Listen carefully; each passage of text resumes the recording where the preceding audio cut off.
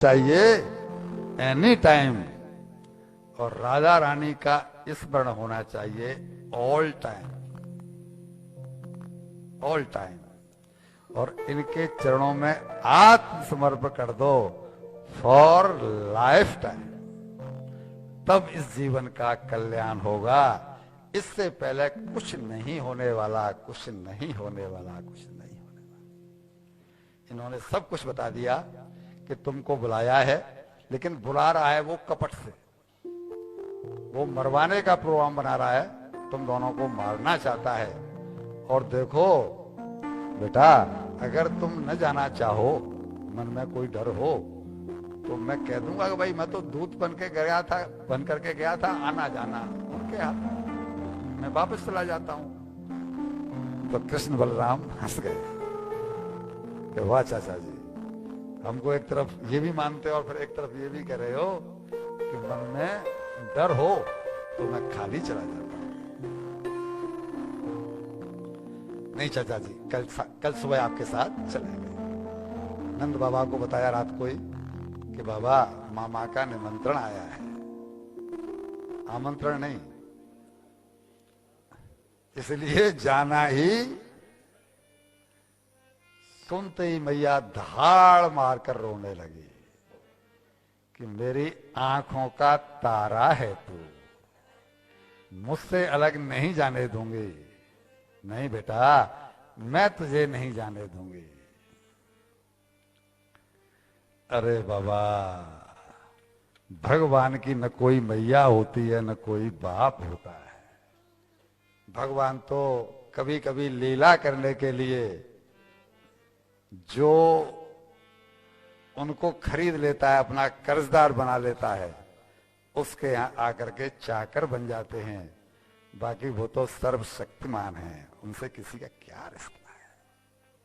भगवान तो अपनी काख में द्रौपदी की जूतियों को लेकर के चले हैं कि नहीं चले हैं? जूती जैसी चीज को लेकर के और अपनी काख में दबा करके भीष्म पितामह के पास उनको लेकर गए हैं कि नहीं गए? कोई कर्जदार तो बनाओ उनको। हम मांगना ही मांगना सीखे हैं, देना हमको नहीं आता। और जब ये बात मालूम पड़ गई तो बाबा को तो पता नहीं, बाबा, मनुष्य का हृदय अलग होता है और माँ का हृदय अलग होता है। माँ तो रो रही है, डकार रही है कि नहीं जाने दूंगी, नहीं जाने दूंगी। लेकिन भगवान कृष्ण ने यहां मां को, अगर इंग्लिश में कहूं तो ब्लैकमेल किया है, और हिंदी में कहूं तो मां की भावनाओं को भुनाया है। क्या बोले? मां, कल को इस ब्रज का राजा मैं बनूंगा कि नहीं बनूंगा?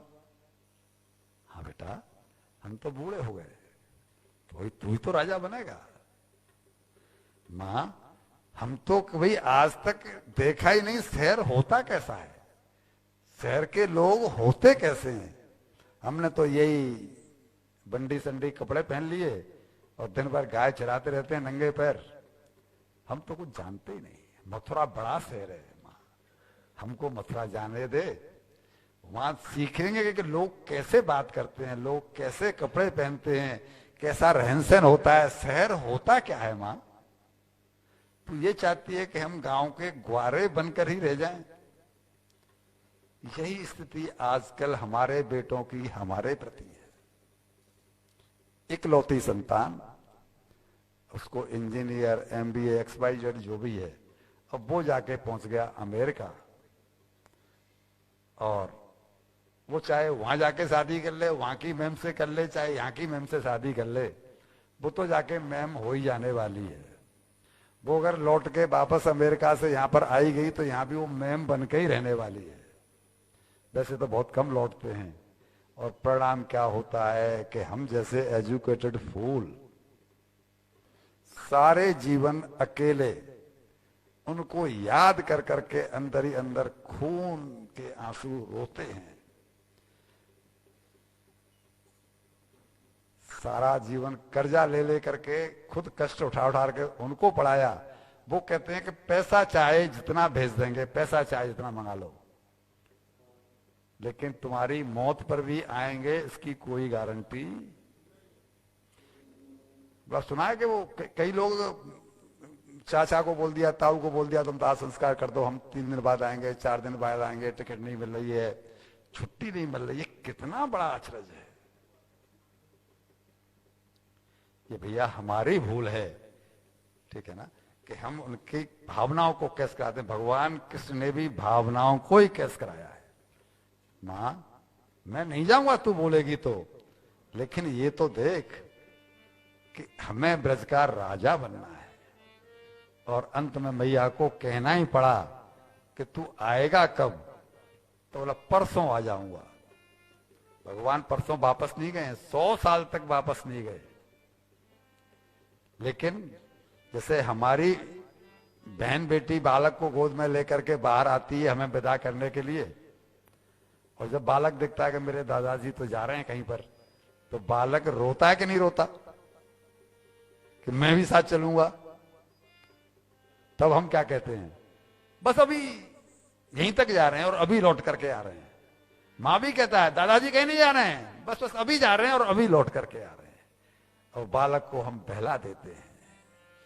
ठीक है, उसी तरह से कि इन्होंने मां को बहलाने के लिए एक बार से फिर झूठ बोला कि हम परसों आ जाएंगे। मां भी क्या करती, बालक की खुशी में हम बुजुर्गों की ही खुशी, बालकों की खुशी नहीं है, परमिशन दे दी। सबको चालू कर दो बेटा, जितने भी सबको चालू कर दो। अब बाबा ने रात में ही डोड़ी पिटवा दी, रात में ही डोड़ी पिटवा दी कि सवेरे सब लोग जो जो चलना चाहे, महाराज कंस का निमंत्रण आया है और सब लोग चलेंगे मथुरा। छकड़ों में जितना भी अपने यहां दूध है, दही है, घी है, माट भर भर के रख लो। क्यों?